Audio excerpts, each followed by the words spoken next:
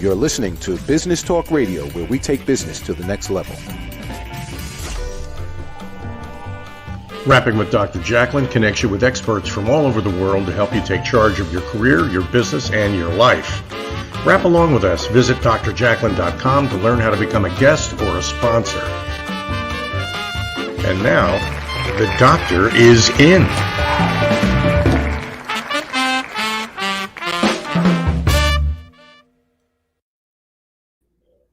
Hello, good afternoon, good evening, good day, wherever you are joining us from around the world. We are thrilled to have you. This is Rapping with Dr. Jacalyn presents pet psychic Aminah, and she is quite the co-host. She's always entertaining us, giving us insights, and bringing us fabulous guests, and there's no exception to that today.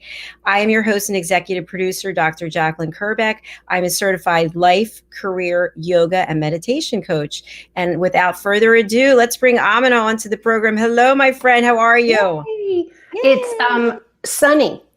I live in California. There you go. What a surprise. I would think again. other people would be so bored here. And it's going to be sunny today, and it's going to be sunny tomorrow. Ooh, we might have a wind. I would think that people living there would be pretty happy then.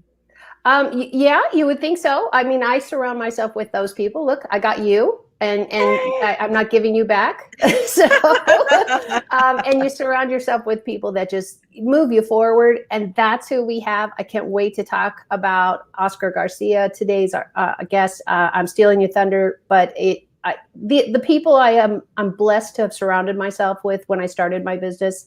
So we have years and years of working together. And even though I haven't personally spoken to Oscar in a while, but we see each other on social media, the energy is still there. The goodwill is still there. And you guys are going to really love, he's just genuine human person who really struggled. So can't wait. Well, when I looked up his LinkedIn, I thought, oh my gosh, look at all he's accomplished. I can't wait to have him on the show. So before we bring him out, why don't you just take a few seconds to tell us about you and what you're doing and the value you bring to this lovely planet? Oh, I hope so. I'm really blessed. I get asked all the time, how did you become a pet psychic? I of course surround myself all my life with animals, plants, trees, birds. It doesn't matter. I love spiders. I love bugs. Mosquitoes and I are having a discussion still about how far they have to stay away, but we don't have very many of those in California. It's not moist enough. So I was born this way. I get asked that all the time. Can you study for that? I don't know the answer to that. I guess I've studied. I worked in a vet clinic. I am a certified licensed vet assistant. I'm sure it's expired by now, but I did that. And I have worked as a trainer. I do a lot with education. I love public speaking, and I want to move people forward in coexisting. There is a need for mosquitoes. I haven't figured it out yet, but I'll get back to you. But there's a need for honeybees. If you want to eat anything, you should be good to honeybees, which means no pesticides. And if you want butterflies, monarch butterflies are the most prolific in the United States. And they're so endangered because of the pesticides we're using. So I do a lot of education. When you talk to me as a pet psychic, you're going to get all of that. I am going to talk about training. I'm going to talk about, are we talking about a dog who's a pack animal? Are we talking about a cat who could care less if you're there or not some days? So you need to know who you're dealing with. And it's the same when you talk to a psychologist. You need to know, you got to tell them about the people that are in your life and what is giving you a challenge. And I go through all of that. A dog is a pack animal, a cat lives alone. So he loves and does things as a whole family. The cat will literally walk away and say, I'll go get my own food if I don't want to be there. So you need to have all that understanding. And I have that. Besides, I can hear what they're saying. That's amazing. It really is amazing. So I'm always just so overwhelmed with the major talents that you have in helping us humans understand how to communicate to animals and also to talk to plants. So all Absolutely. Very important. We all do better. If you want to breathe, you might need a few plants. Right. And that's what this is all about. It's the same thing with you and I. We talked the first time and really hit it off. And we built that symbiotic relationship of give and take and give and take. You give to me and I hope I give back. And that is where a good business relationship is, and a good family relationship is, a good pet relationship is. If I can help those relationships, and you're a new parent, for example, I talked to somebody just a few days ago, and they discipline their cat by locking them in the bathroom. So if you did that with your child, let me use that example. How much do you think they're learning? It's like, great, I get to play with the soap and the bathtub and the sink, but there's no learning about. But if you don't know how to handle a pet, there's no blame. If you've never had a child before and you didn't have any siblings, then somebody needs to teach you. That's what coaches are for. That's what these shows are for. And that's what we're going to learn more from Oscar today, because his background alone, his childhood and his upbringing, it just made him the man he is today, and how he can help. Fabulous. We're going to bring him out. I just want to encourage our audience. We are live streaming on Business Talk Radio, Facebook, LinkedIn, YouTube, Twitter, Twitch TV. We would love to hear from you. And keep in mind that after we live stream, our show becomes a podcast, and then you can find us on all the major podcast destinations platforms. Let's bring Oscar Garcia out today. Yes. We got to get the clapping thing. Don't they have a digital clapping thing? Round of applause. You know what? I'll go to the dollar store. I love the dollar store, and get one of those little hands for you. Okay? Yeah, that would be terrific. Because clapping is killing me. I'm sorry. No tendons here. So, Aminah, how did you two meet? I think we met through, was it Meetup or was it just your business? I think, well, first of all, I want to say thank you, Aminah, and hello. We have not seen each other. I was trying to think. The last time we saw each other was in downtown Mount View at the coffee shop there on Castro Street. And I went to one of your talks after that. Yes. So yes, I followed you around. Yes. I think it was at one of the talks that I did. I don't know if it was one at the local library or certainly. It was at one of the businesses. Okay. Yeah. And Dr. Jacalyn, pleasure to meet you. All right? I love what listen, I'm going to need to take some lessons from you on how to market myself, because you are fabulous, my friend. You are fabulous. Thank you. We all look you up. So just to answer your question, and now that he's brought it up, so Oscar, I was at the beginning of looking into my PMI, so getting my project management certificate, and that's where we met. He came as the keynote speaker. So I was born a project manager. It's what I do. It's what I breathe. And so I kept when I moved back to the Bay Area, which was now 4 years ago, I'd been gone for about 15 years in Los Angeles working with wildlife and tigers and bears and oh my, and all that kind of stuff. So I was working with a rehab rescue center. And so when I came back, I was like, okay, what do I want to do? And so family is like, the money and a really good living, and you do it breathing. You just say, no, go here, because I see it in my head. I can see, like, we're all in a little box, the screen we all see. And so it's like, moving chess pieces, but do they fit? Do they not fit? So I was really fortunate to get a scholarship, actually, to go back to school and that kind of stuff.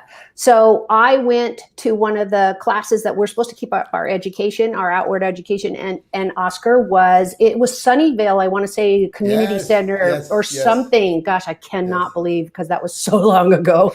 And so he was a keynote speaker.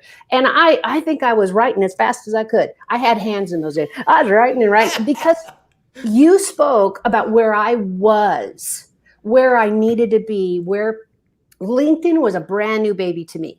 I was in animal field. We don't care who we're linked to. I'm in the middle of a desert with no cell phone. Why do I care who I'm linked to? So I needed to learn all that stuff. And yes, I can learn that from my kids and that kind of stuff. You hit that PowerPoint was so powerful. And I think I took 1 million pictures. Sorry, copyright issue.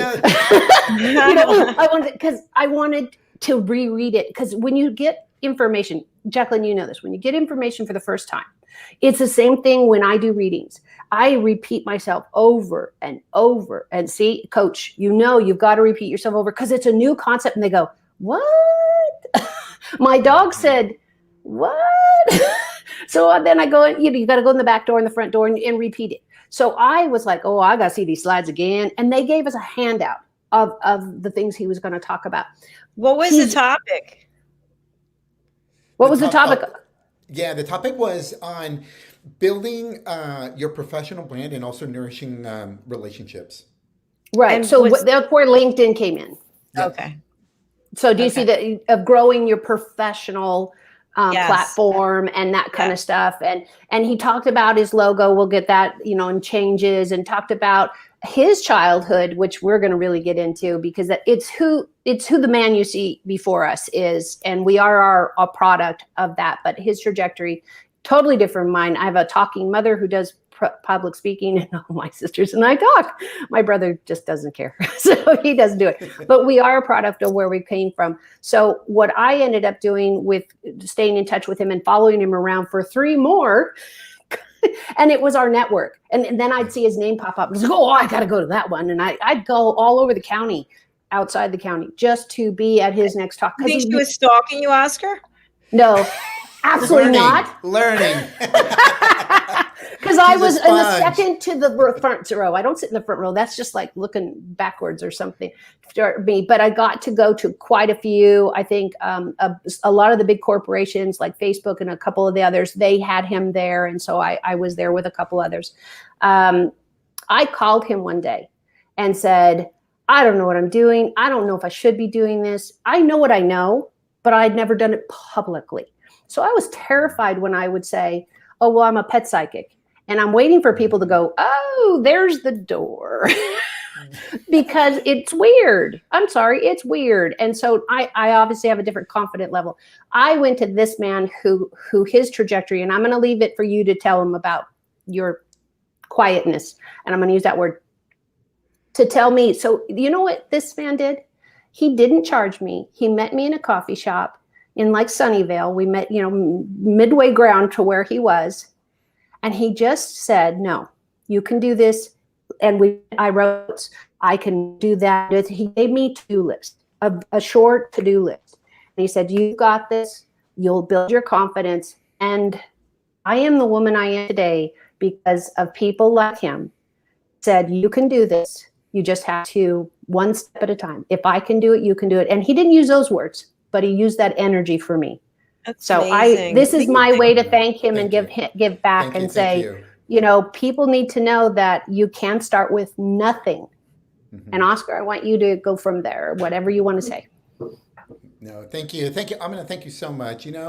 Gosh, because of the pandemic, 2020 for me, and I think for other people, just seems like it doesn't exist. And so, it just seems like the time that we met and what you were describing was so long ago. But I'm so happy, though. I'm so happy that we've been able to stay connected. And, I tell you, I'll share a little bit about my background. So I was born in California, Southern California. At the time, my parents were migrant workers. A month after I was born, we moved back to Mexico, lived there until I was 5. And then my parents decided for economic reasons that they wanted to come back to California for about a year, save money, and then return to Mexico. Well, that never happened. And when we came back the second time, we came up to the San Francisco Bay Area. My mom's sister, my aunt, was living here. She still lives here, and she was the one who encouraged us to come to the San Francisco Bay Area. And I've actually been living now, this year, it will be 46 years that I've been living in the Bay Area. So essentially, I've grown up here, and I've seen so many changes in, what now we call Silicon Valley. My parents here, my dad worked as a dishwasher. My mom worked in the hospitality industry and housekeeping. I'm the first-gen professional. I'm the only one out of a total of 10 siblings that went off to college. And, growing up, when I was in 5th grade, it was a very pivotal time for me because in Mexico, my dad was a butcher and he had his own butcher business. My mom sold poultry in what here we would call the flea market. But in 5th grade, my dad one day said, hey, son, I want you to get the bucket, the knives, and some towels ready. And I was like, what the heck are we going to do? That was the start for about 6 or 7 years. Every Friday, we would go to the slaughterhouses in Half Moon Bay, Morgan Hill, Gilroy, and we would slaughter, cow, pig, goat, and we would sell fresh meat. And sorry, I know you talked to animals, so I apologize, okay? That's okay. I'm sharing my story, okay? And people eat meat. I'm okay with that. And but the thing is, all of a sudden, as a fifth grader, I was probably, maybe 11, 12 years old, I just disappeared from my friends on the weekends because I was busy helping my parents. And the reality is, I hated doing that. I was embarrassed to tell my friends that I was doing that. And but here's the thing. When I look back at that experience, I learned some very valuable lessons. Number one, I learned a work ethic. Because what are most 11-year-olds, well, back then, were doing on a Saturday morning? They were watching Super Friends. They were watching cartoons, Batman and Robin or whatever, the Little Rascals. And my little rear end was up already helping my parents the entire weekend. I also learned delayed gratification because I would go to my parents and say, hey, I want this toy, I want that bike or whatever. And there were times when my parents said no. And I knew they had the money to buy it, but my dad chose to take that money and reinvest it back into the business. I also learned the value of teamwork, of working with the family. One of the probably hardest groups of people to work as a business owner is your own family members.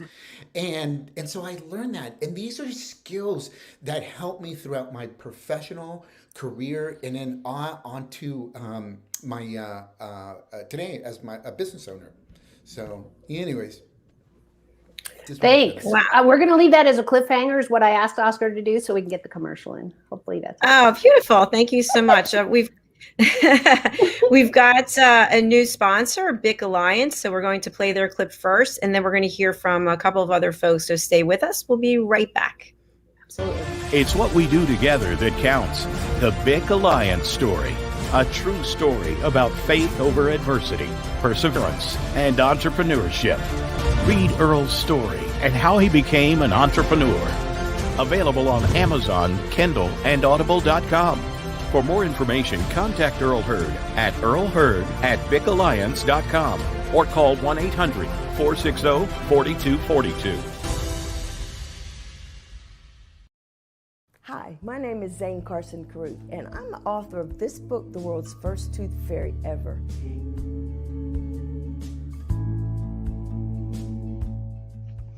Reading is magic. Studies have shown that reading to your children lays the foundation for greater success in life. Reading helps develop language and vocabulary skills. It helps improve memory, and it encourages curiosity and inspires creativity. The benefits are immeasurable, and as a parent, you'll benefit too. In only 10 or 15 minutes a day, you'll be creating more memories and a bonding experience that will last for years to come.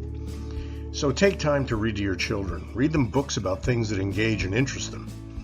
Tales of fairies and magic fascinate children, and as everyone knows, the Tooth Fairy is at the top of the list. If your child loves magic, wands, adventure, and what child doesn't, you'll love reading them books from the trademarked series, The World's First Tooth Fairy Ever. Follow along as Bella, the world's first tooth fairy, accidentally starts the tooth fairy tradition.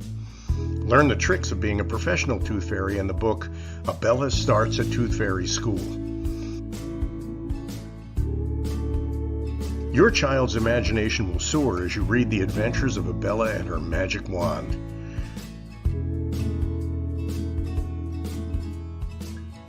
These wonderful books are available at worldsfirsttoothfairy.com and at Amazon, Barnes & Noble, and Walmart.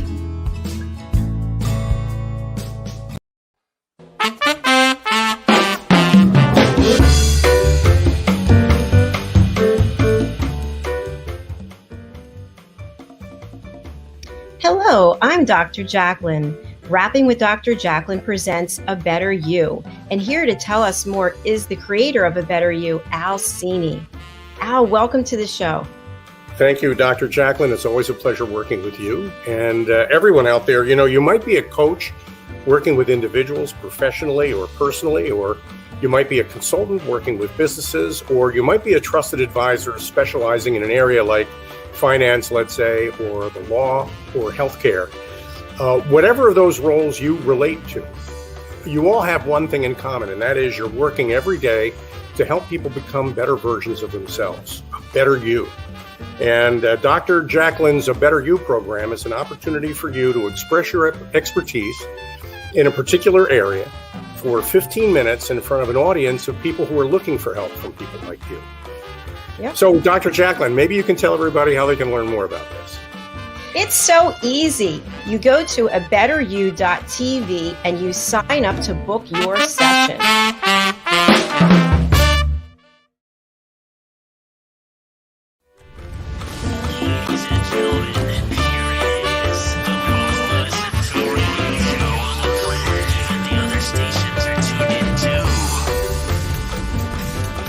You're listening to Business Talk Radio, where we take business to the next level.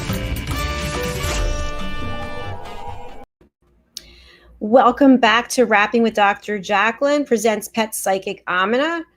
There she is. She's right there. I want to say, hi. I want to say hello to We're the Brady Bunch. We're just missing a lot of kids. I'm not going to say these names right, so I really apologize, but I want to say hello to Mary Soko Castanedada, Phil Virtue, Husham Al-Zaid, Tyson, Frank. Okay, so thank you so much for being a supporter. We appreciate it. So we're back here with Oscar Garcia, who just shared a little bit about his background, and I know there's a lot more. Can you tell us what you're doing today, Oscar? I'm trying to figure that out. How old are you now? Aren't you giving hope to everybody for the fifth career? There you go. Because I know you've got at least 5. More than that. Yeah. No, so actually going on 6 years now that I started my company, Aspira Consulting. We are a training and consulting company. On the consulting side, we focus on community relations, workforce development, and then on the training, we do career development training and social selling training as well. So, and I've been very fortunate that before the pandemic, I was doing some traveling down to Latin America. Of course, here in the U.S., I'm fully bilingual, bicultural, so I'm able to do the trainings in Spanish. My content is in Spanish. And then because of the pandemic, obviously, I haven't been able to travel, but it's also has opened more opportunities to do more virtual trainings. I did one, for example, last year, I think it was in July or June, for a group of about 120 business professionals in Vietnam. So it's a little bit about what I do. Wow, that is impressive. Can you share with us how you got 100 and some people to? He always has that many. I have been to 3, and they're always at over 50, under 100. Yes. Depends on the room and how many chairs. No, and then, now you can do 3,000 if you pay for the Zoom, the big Zoom. A ton of it. No, Dr. Jacalyn, I tell you, that's a great question. So one of the things that, because my natural personality is an introvert, and I mean, even to do something like this, it takes a lot of energy for me to just kind of gather my thoughts and, organize and put in formation the butterflies. And after I do this type of talk, I'm pooped, I'm drained. And those of you that are introverts can relate to me. But having said that, and to answer your question is that because I don't like sales, I don't like begging someone to hire me or to et cetera and so forth, but you need to pay the bills, okay? I have just learned to attract opportunities. And really, my why as it relates to my business is I empower you so opportunities come to you. So it's not that I attracted myself, like that I was dialing or emailing, or I have an email list, a newsletter, and sending a bunch of email blasts to get people there. No, what I've learned to do is build and nourish relationships over time. And these people, companies, organizations that contract me, I do the training for them, and they are the ones that bring people. Fascinating. Well, congratulations. That's exceptional. I mean, it's hard enough to get people to come to, to show up for an interview, let alone. The ghosting, yeah. I did want to address one thing that you said and have Aminah weigh in on it. So I appreciate the fact that you're an introvert. I'm actually an introvert also. And by the time 7 o'clock comes tonight, after 14 shows in 3 days, I am like, leave me alone. Like, I completely do not call me tomorrow. No, I'm working, but I don't want to talk to anyone. I need to regroup. So, Aminah, what about you? Well, even our extroverts need that downtime and go through that, as Oscar knows, in the beginning of just doubt of it. People ask me all the time, what's it like to be a pet psychic? Well, it's almost as like you're going to ask me, what's it like to be blonde? And I'm thinking, well, I don't know that either. I don't know what it's like to be white. And that's where us white people get into a lot of trouble, because we've always had blah, blah, blah. I've always been expected that I could go to college or I could get any job I wanted. Yes, I started out at Taco Bell, but it was not. So did I. I did too. Well, I did a lot of babysitting before that because I'm the youngest of 5. So 3 of those are sisters. So everybody in the neighborhood was like, oh, you get one sister and then that one graduates and you get the next sister and you get Oscar knows he's in a big family. And so you get that. And I was like, no, I don't want to do kids. Why would I do kids? And I have kids. It's not the point. But I love them and that's fine. But, I come from a mother who's a public speaker and and she's a multitasker. She has passed. And that kind of stuff. So it's inherent in who we are and it's what you're used to. Even my brother talks too much. And that kind of stuff. But my dad was a coach. So if it was a sport, I don't care what it was, we did it. There was no ice hockey in the desert. I'm sorry, nobody can support that.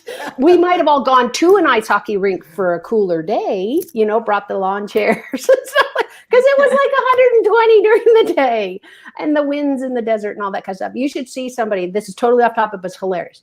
You should see somebody play tennis in 60 mile per hour wind. My dad is a coach. If we had a match, we live in the desert and it was windy, and I mean windy. So one side stands this close to the net and the other one stands at the fence. It's a volleyball match. It's not a tennis match. There's no skill in that. I literally played a game in San Bernardino like that. And I was like, this is ridiculous. This is not tennis. So you come up with all these things that are part of who we are, just like Oscar's saying, a part of understanding what it was to struggle. So you really, Oscar, can help those. I think that's why it resonated, that my doubt, my concern about being the weird one, all these things you heard, and I really want to consider, the word is bolded, italicized, and large. You heard my concern. You didn't belittle me. You didn't kowtow me. You met me on your own time. You knew money was really tight for me. And you gave, even those 15, 20, whatever minutes we had, you gave me that time and because you took that time, you made me feel valued. You made me feel heard. And you made me feel like, if this man who's met me once or twice can understand that I have value to offer, and I know in my head what God gave me, then this is enough for me to move forward. You were the tipping point for that. And this is my big thank you. So Thank you. That's Thank you. beautiful. we all hope for that in our lives, to make that difference. Thank you for that share. I'd love to ask Oscar what was going through his mind when you reached out and then you had that meeting. In other words, like, why did you help her? Yeah. Why did you say yes and meet at a coffee shop? So when I boil it down to its lowest common denominator as far as why I do what I do, it's 3 reasons. Number 1 is I love helping people dream bigger. Number 2, I love inspiring people. And number 3, I love serving or helping others. And where that comes from is my own personal experience. I had people, whether it was Mr. Jones in 6th grade, whether it was Mr. Randall, my sophomore teacher in high school, who encouraged me and nominated me for Math Student of the Month, and I got it, or whether it was my counselor in college, Lupe Gallegos, who she was a shoulder that I just cried on and encouraged me. I had people in my life that served as what I refer to as the bumper pads in my life. You know, when we go bowling, right? Like you if you're not that good at bowling, you put bumper pads to keep the ball from going into the gutter. And so these people kept me from going into the gutter and moving forward. And I knew that if a bowling ball just keeps moving forward, at least it's going to knock down a pin. Who knows? You might get lucky, knock out all 10. Okay. At least you're not knocking down the neighbors, because those bumper pads prevent that too. Yes. That's amazing. I'm stealing that. Yeah. I'm going to be the bumper pad. Yeah, and so when I heard you, I'm going to share with me what you were going through. That's what was going through my mind. It's like, what can I do to help her, to encourage her? And whether we see each other again or not, or stay connected or not stay connected, that's the other thing too that I learned about just giving unconditionally. I learned it from my parents, of just helping other people. And it's hard to give unconditionally. It really is. But I think that when we do give ourselves unconditionally of our time or our experience, eventually that will come back and benefit us as well. So, right. Dr. Jacalyn, that's what was going through my mind. Well, it's people like you who really make this world a wonderful place, because it's that give back, that unconditional offer to help someone that is just so beautiful. So thank you for that. We're going to take a break and hear from one of our sponsors.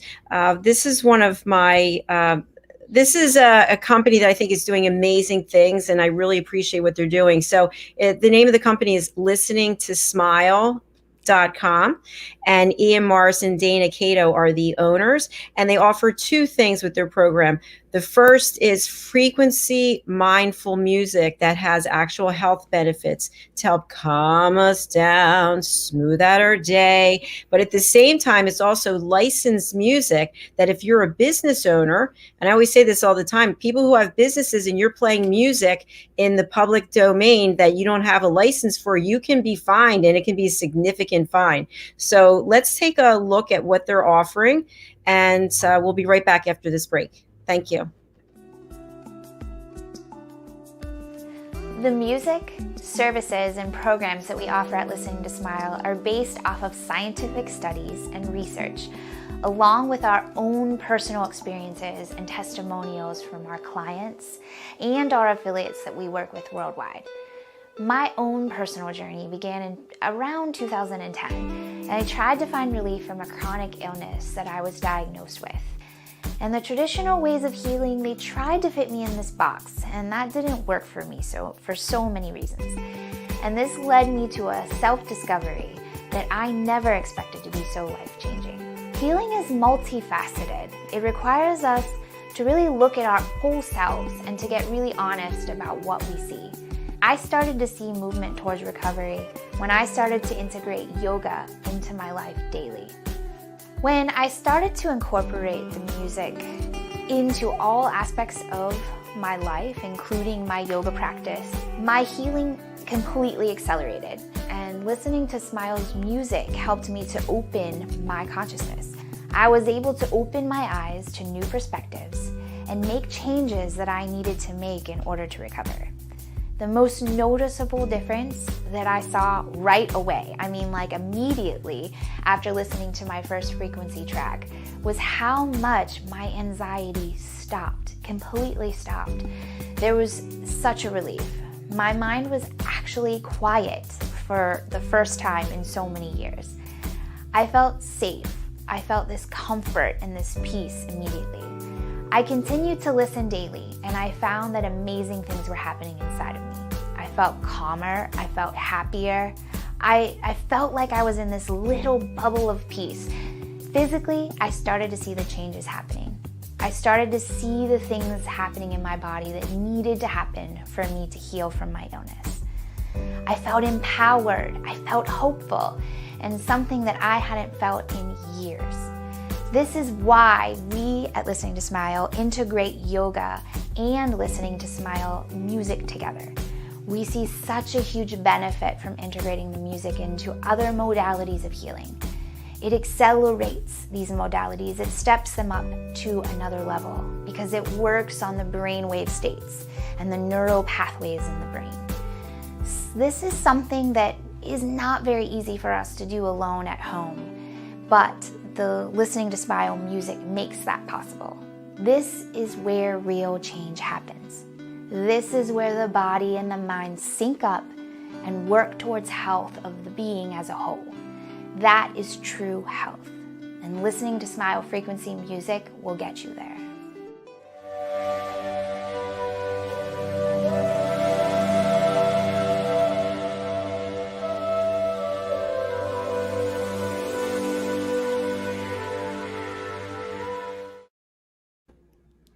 Dr. Jacalyn LLC is proud to be an affiliate of Listening to Smile. They reached out to me and showed me what they were offering, and I said, absolutely, I'd love to support that. In addition, we are hosting a room. Ian, Mars, and Dana Cato and I are hosting a room on Clubhouse on Sunday.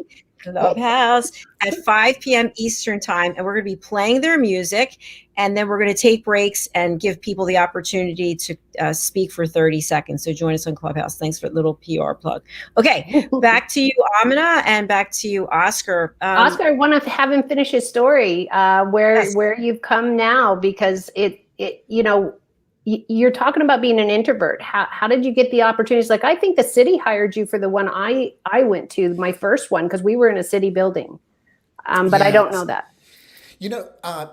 So I started my business with just an idea. I worked in the tech industry for 12 years, startups, co-founded a nonprofit with family and friends, transitioned into the chamber CEO role, and then did a 1-year consulting gig with LinkedIn doing community relations. And it was during that time that I'm like, okay, I have more of a solid idea of what I want to do, and that is, launching my consulting. Initially, it was doing consulting work, and then a good friend of mine, a librarian, invited me to do a talk at the library. Actually, I was still wrapping up my job at my contract at LinkedIn, and she wanted a LinkedIn employee / recruiter to come and do the talk. Because it was at 7 p.m. at night, it would have been a very long day for that employee, and I couldn't get anyone. And I told her, I said, hey, listen, we have the standard deck. In fact, you can even download it off the internet. I said, that's what I'll use. It's just going to be basic. Full disclosure, I've never done this first time. And she said, come and do it, Oscar. So I went ahead and did it. The audience loved it. She enjoyed it. I also loved it too as well, because I combined a little bit about my career journey.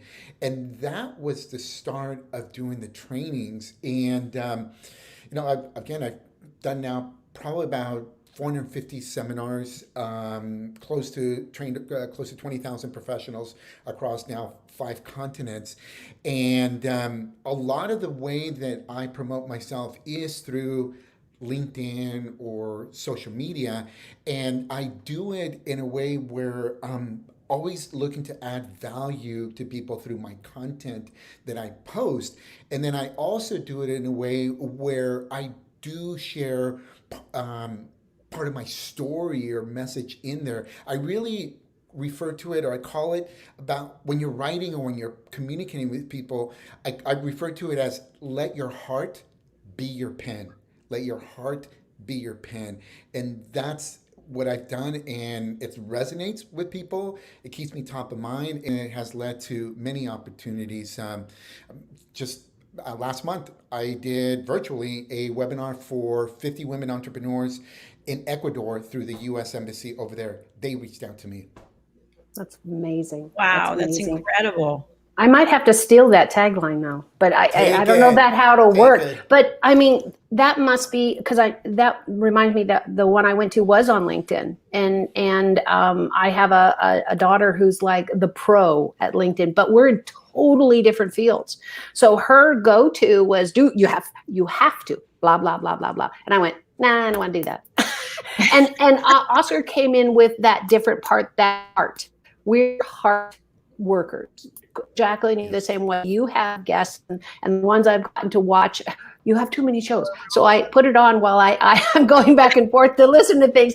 But they're heart shows, and they're great information, and they're things you can take away. They're all of that diversity, and Oscar, you brought that for us in just growing your brand.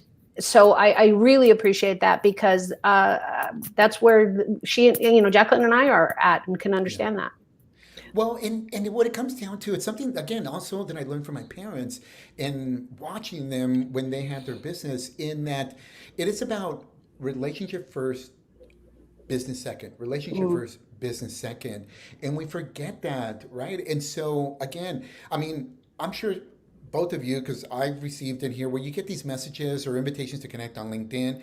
And now I got to a point where I can tell if the person's going to immediately send me a sales pitch.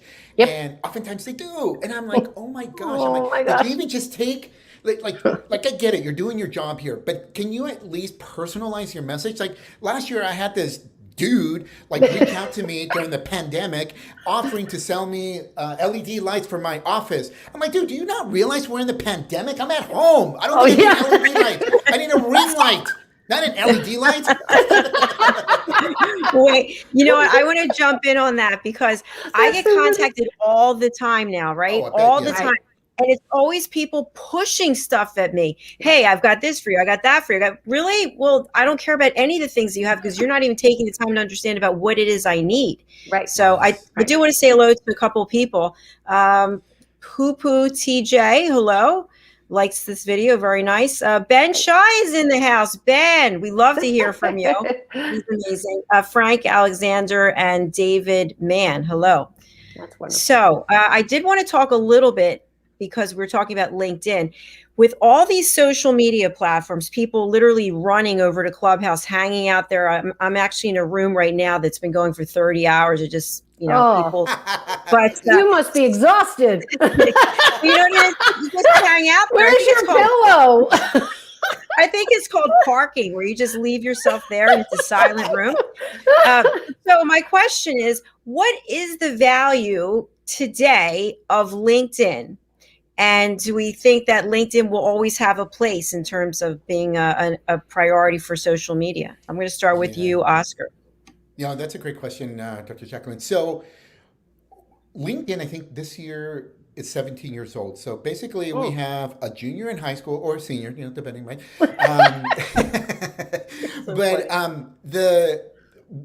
One of the things with LinkedIn is the people that are on the platform. You do have more of the business professionals, executives, decision makers that are there, that ultimately, if you're a job seeker, they're going to make the decision on whether or not to hire you. If you are looking to promote or sell your products or services, they're going to be on LinkedIn to make that decision. So from a business standpoint, it makes total sense to be on that platform. And career development too as well. It makes sense. The thing with LinkedIn and many of these social media platforms is, they all go through their ebbs and flows in terms of the organic reach.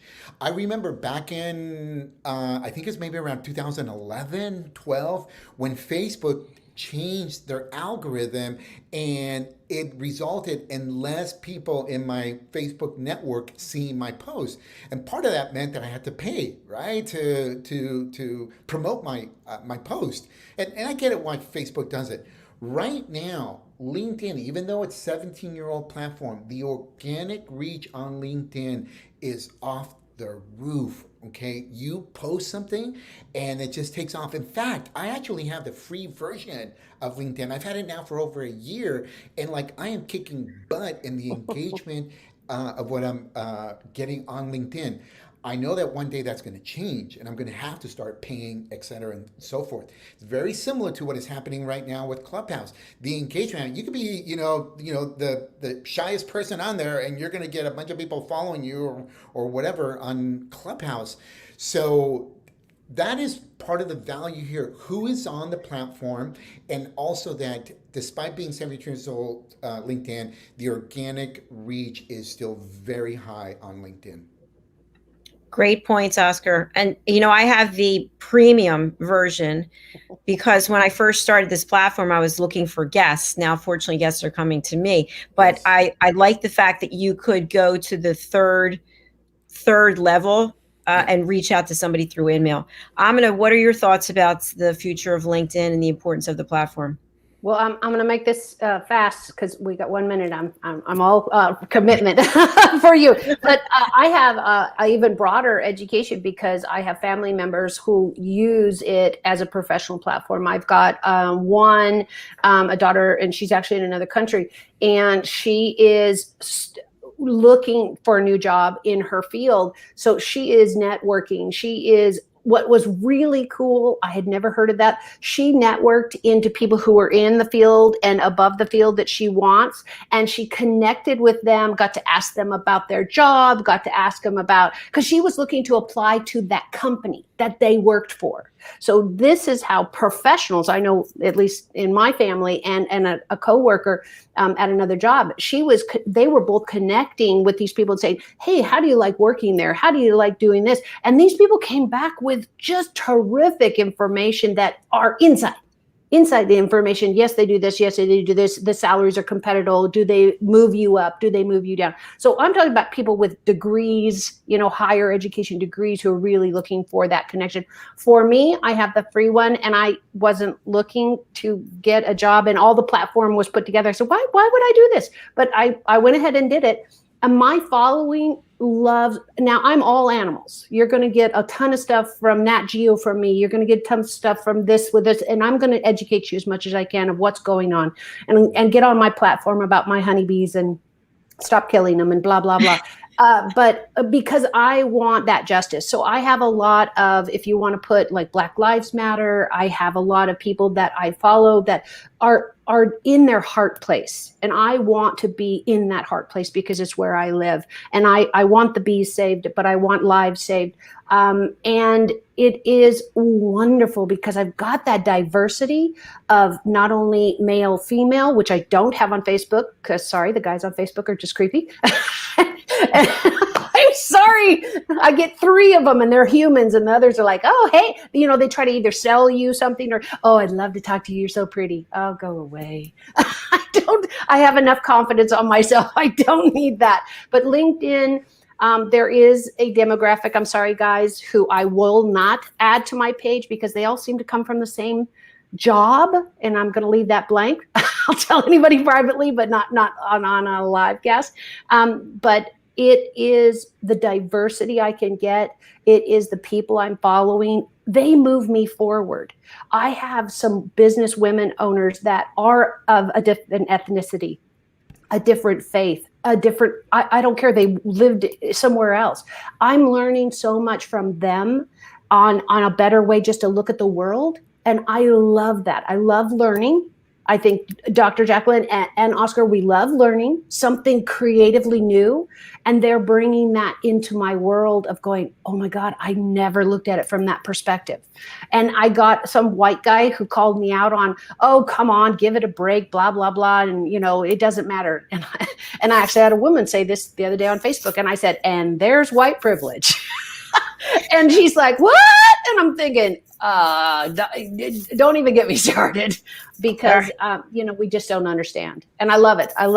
LinkedIn does work for me. That's how you and I actually met. Yeah. Yay, so good.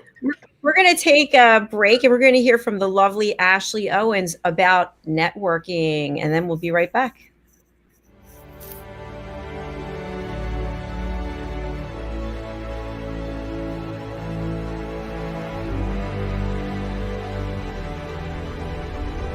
Networking sucks and people suck at it, but nothing gives me more life than walking around and talking to people in an audience and really being able to identify, okay, I see where you're having trouble, let's work on fixing it. How do you help them? How do you provide value? My goal is to give them those tools to be able to go out and tackle that fear. Anywhere there's coffee is where I'll be. So I bring candy a lot to my speaking engagements.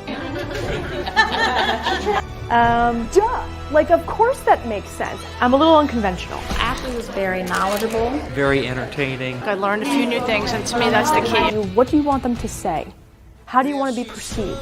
You're going to get the most direct tactical tips and practical takeaways when it comes to networking. These two here are super important. You'll remember once the conversation starts. I love the tips that she gave out. I hate networking with a passion, so I feel like I can go to a meeting or event and not feel so uncomfortable. When you're going to a presentation, you want to be educated. You also want to be entertained. She was really fun and really personable, and everything she was saying was just very relatable. She's got a lot of great ideas. That will make you stand out so fast. She comes across as someone that likes what they do and just doesn't try to sell you something. Activity breeds results. If you're not doing anything, you're not going anywhere. It just made me want to start networking, which I never thought I'd say before. A networking strategy that works for you.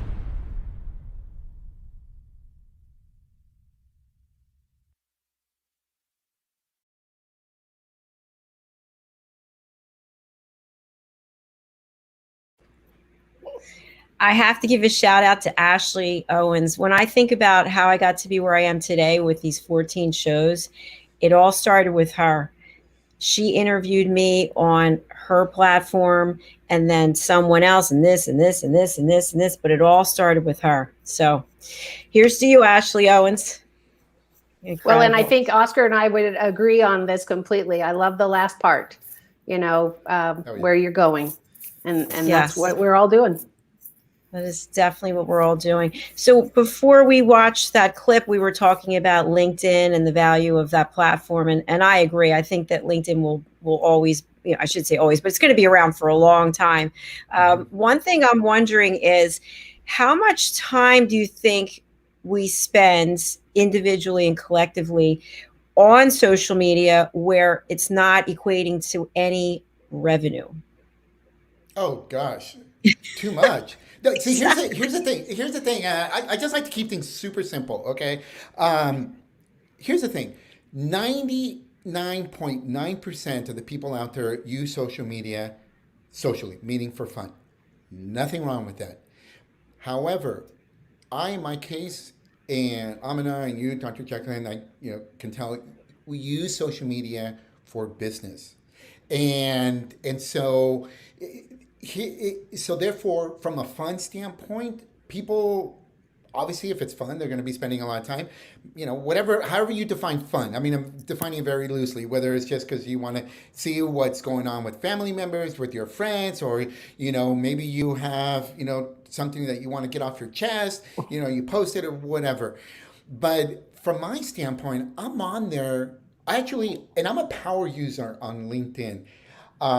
I have an iPhone, and so you can track how much time you spend on certain applications, et cetera, and so forth. And I average probably about 90 minutes on LinkedIn a day. Yeah. Now, some people might say, "Wow, that's a lot," but see, we have to think of it from a business standpoint, because when I was in sales and tech sales, I was cold calling 8 hours a day. I was on the phone 8 hours a day.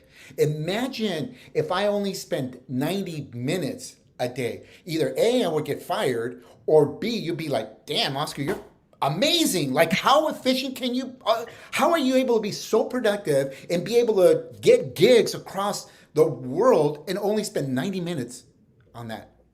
So does that answer your question? Yes, that definitely answers my question. Well, and sorry to interrupt, Dr. Jacalyn, but just do the demographic. I think we all would agree with that. I know men are not my clientele. I have one man a year, 2 men a year. They are not the people who ask for help. It's their wife, their daughter, mother, brother. So I did this, and you guys probably all did. I started out, and everybody's like, "Oh, you got to do this on Facebook and this, and you got to have live casts." Well, I hate those stupid things that pop up at me every 5 seconds. And I'm reading an article, or I'm engaging with somebody, and I've lost the track because somebody popped up and said, I'm going to talk. No, go away. So that's just my personal choice. But I did that ad. You do it for $5, whatever your small budget. You get a great ad, and you put it out there to Facebook's algorithm, LinkedIn's algorithm. Then you see how it does. And then you do maybe the same ad. Maybe you switch it up, but that's the same. And you just do boys, or you just do girls, or you just do this age range. Well, to this day, I know that all women are my audience. They will ask for help. They will seek out my help, and their husbands, friends, and brothers will find me through there. So you do the homework. Interesting. I want to bring up something that's been happening to me more and more. I don't know what the reason is. So I'm just saying, anybody out there watching now or watching later, please stop. I get countless calls from Messenger, mail, and WhatsApp from people that I do not know. And what happens is they keep calling again and again and again and again. And I keep hitting the red X. Please don't call me. If you if we don't know each other, you're not hiring me. Please do not call me. Exactly. No, you're absolutely right. I won't take the calls on Facebook, even if I kind of recognize your name because you're in a distant feed or something like that. It's like, okay, you can't sell me if we don't have a relationship. And that's what I think you're talking about. If I don't know you, we don't have a relationship. So if I called you, you might pick up. Yay for me. Yes, but you actually might recognize the name. It's like, that's that person. I can't hardly say her name. What was that again? That's why I don't even bother with the last name. It's just like Aminah. How many do you know? Really, honestly. And if you know another one, is it spelled the same? Because Sue, I went to school with a Suxie, Sue. Oh, come on. It's Sue, people. It's like saying Bob. Okay, put a K in there. It's English. KBOB. I have friends that are family members who are from another country, and they know me. And I'm like, no, honey, you that's not how it goes. And they're like, but there's a K. Why? I don't know. I did not create English. Another Oscar answer knows we don't this. have. Exactly. Yeah, so you just go with funny. it. Well, that was fun. I was just venting a little bit because I love it. No, and it's exhausting. Just because you have to do it, you get that energy of going, no. So Plus, you're on the device, and then it pops up that unknown, whatever the person. I don't know who you are. Why do you keep calling me? Yeah. Stop. Yeah, it's called block. I love it. You just keep clicking the blocks. I don't know if you can do that on Messenger. Can you? I think so. Can't you, Oscar? Can you do it? I don't know. On the Messenger, that part I don't know. Yeah. I dare you. Try it. I can tell you one thing that I've certainly learned since starting this. I've learned more about technology. I had a basic idea of technology, but I didn't know about all these social media. I didn't know about WhatsApp. You can call people on WhatsApp. It's really kind of cool, except for the people calling me. You know what you need to get is one of those auto messages that screams at them or yells, and it's so shocking. I don't know. They say there are those, that you push a button and it goes, and they go, ooh, block that caller, whoever that was. Exactly. Come on. Especially when they're calling on my personal number. But anyway, oh my gosh, yes. Enough of that. So, Oscar, I have been so inspired by what you've been sharing here today, because you really have built up a following, and you've really been, just to Aminah's point about how she met with you and then followed you and really believes in what it is that you're doing. So I'd love for you to share with our audience in the time that we have left, how can someone be following along in your footsteps, so to speak? First of all, what I think is that you have to enjoy the process. Number two, you have to be in it for the long run. And then number three, you definitely do have to, and I mentioned this, we've been talking about this, is you have to look at how is it that you can help other people.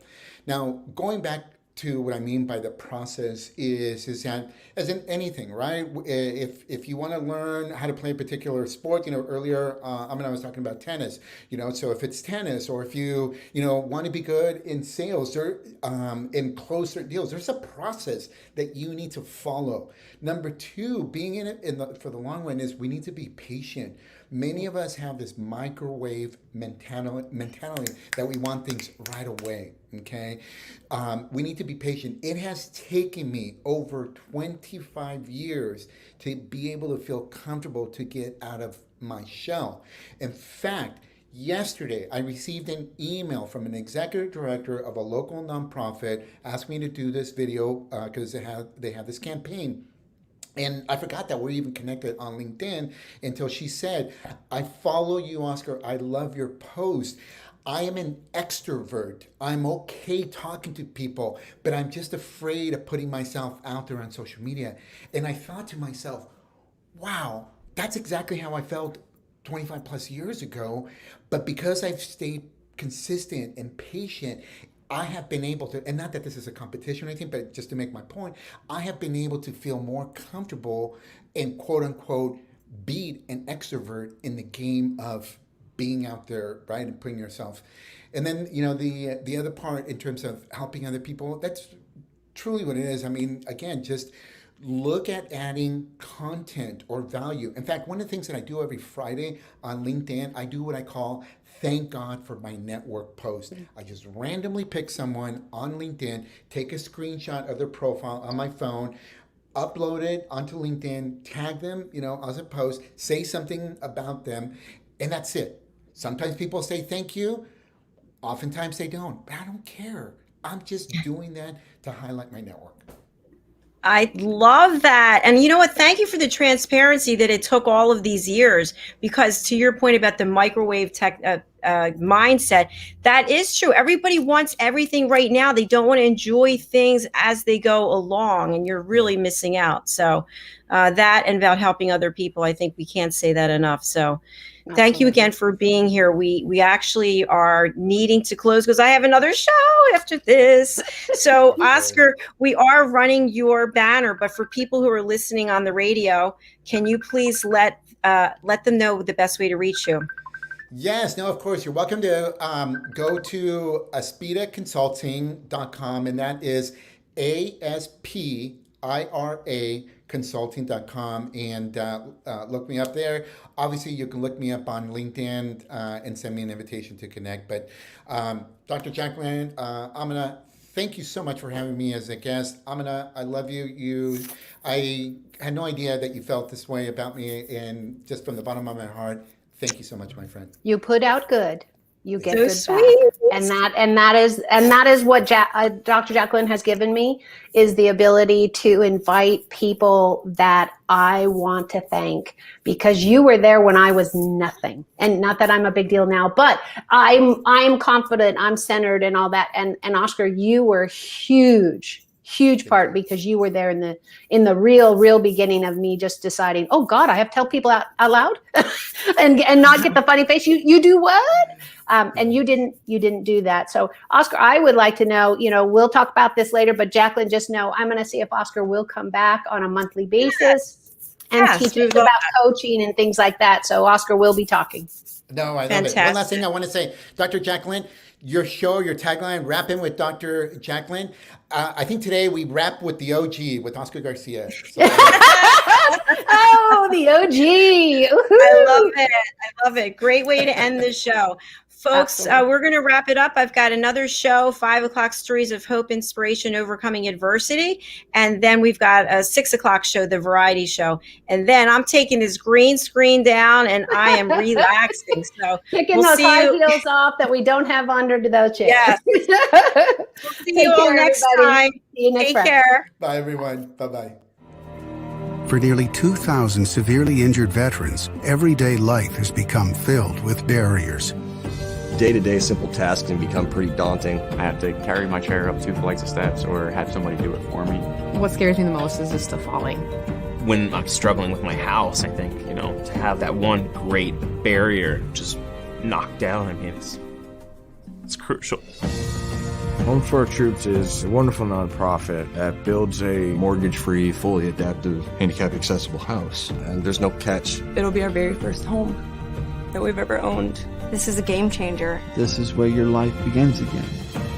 We need you to join us in completing this important mission. Please visit hfotusa.org and help build homes and rebuild lives. Because of you, everything's going to be okay.